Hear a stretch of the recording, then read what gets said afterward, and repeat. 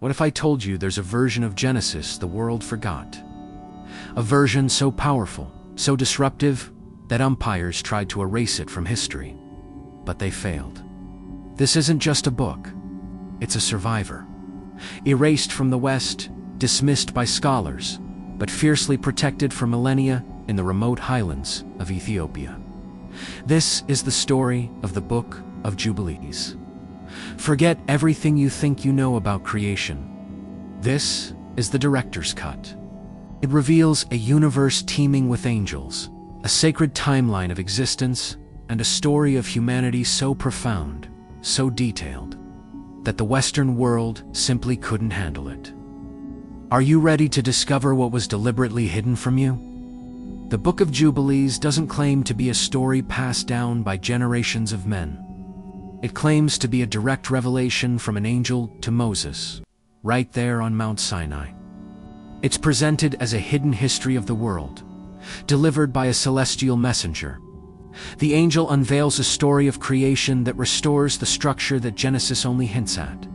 It explains the order of the heavens, the cycles of time, the divine origin of law, the real story behind the fall of the angels, and the ultimate destiny of humanity.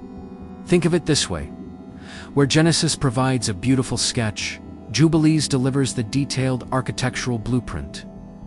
This is the version that existed before Western editors and councils decided to trim the story down, to simplify it, to make it fit their own evolving doctrines. And Ethiopia preserved it. Why? Because it resonated with a worldview where the spiritual and physical are inseparable, where time itself is sacred, and where humanity is an active participant in a grand cosmic drama. Imagine Moses on Mount Sinai, shrouded in fire and cloud. As an angel begins to speak, this angel reveals that the entire story of creation, from the beginning to the end, was written on heavenly tablets long before our world even existed. It's a cosmic archive, a pre-existing heavenly truth, guarded by divine beings. The angel then details how the heavens were formed in perfect order, how the earth was shaped, and how angels walked among the first humans, weaving the very laws of creation into the fabric of existence. This is the ancient cosmology, the understanding of the universe that thrived in Africa and the Near East long before. Western theology began to simplify the cosmos and distance humanity from the divine. One of the most radical and fascinating ideas in the Book of Jubilees is its calendar. It presents a perfect 364-day solar calendar. It's mathematically pristine, divided into 4 equal seasons of 13 weeks each. Each season begins on the same day of the week, every single year. It's a calendar of divine order, perfectly aligned with the cycles of creation described in Genesis. Jubilees gives a stark warning. Abandoning this calendar would throw humanity completely out of sync with the divine rhythm. It would cause them to lose track of the true sacred days, the appointed feasts, and the Sabbaths. And if you look at history, that's precisely what happened in the West, which eventually adopted a Roman-influenced, messy, hybrid calendar full of political adjustments. But Ethiopia, guided by the wisdom of Jubilees, held fast. They maintained a calendar that keeps them rooted in this ancient, deeper liturgical rhythm, a direct connection to that original divine timekeeping. Now, let's talk about the angels. Jubilees massively expands on the chilling and mysterious story of the Watchers, the angels who descended to earth and fell from grace. It details exactly how they taught humanity forbidden knowledge. Metallurgy for weapons, cosmology for astrology, and charms for sorcery. It describes how their children, the monstrous Nephilim, were giants of immense power who unleashed chaos and violence upon the world. According to Jubilees, the Great Flood was not just a punishment for human sin. It was a necessary cosmic reset. It was a cleansing of the earth from the genetic and spiritual corruption spread by these fallen beings. This is the exact same world described in another famous text, preserved only in Ethiopia, the Book of Enoch. Together, Enoch and Jubilees paint a picture of a universe alive with spiritual forces. A constant battle between divine and rebellious powers, with humanity caught right in the middle. The West largely rejected this view, opting for a more sanitized, less mystical narrative. But Ethiopia kept it, because it mirrored the ancient African understanding of a spiritually charged world, where the veil between realms is thin. Jubilees also teaches a profound concept about the law.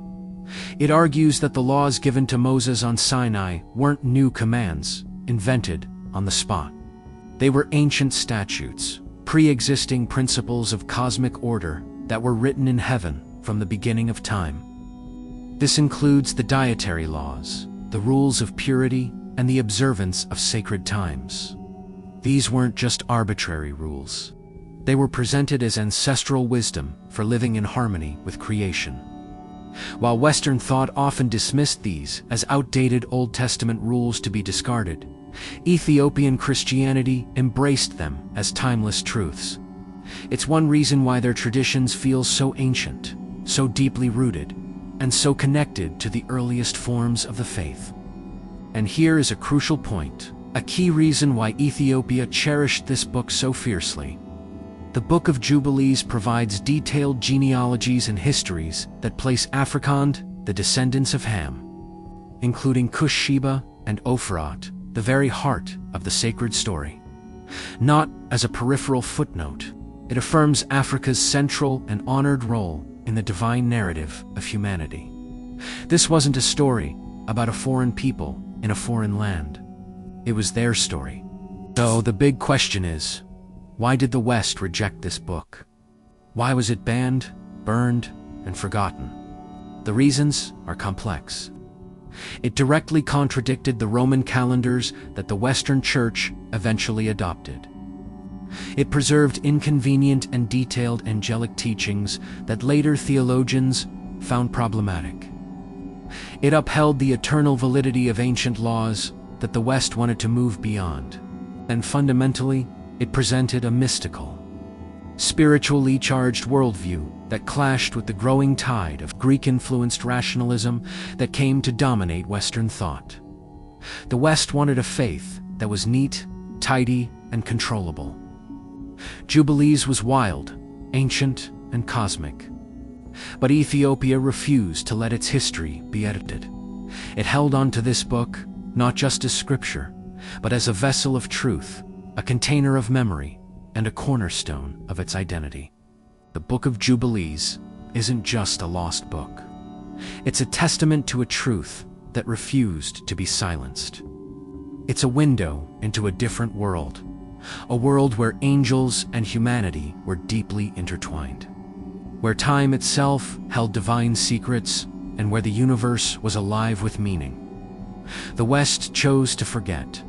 Ethiopia chose to remember. And now, the choice is yours. What other histories, what other truths have been hidden from us? If this story shocked you, if it made you question what you've been taught, share it. Let the world know what was lost. And subscribe to our channel, because we are going to keep digging to uncover more truths that have been buried by time. Thanks for watching.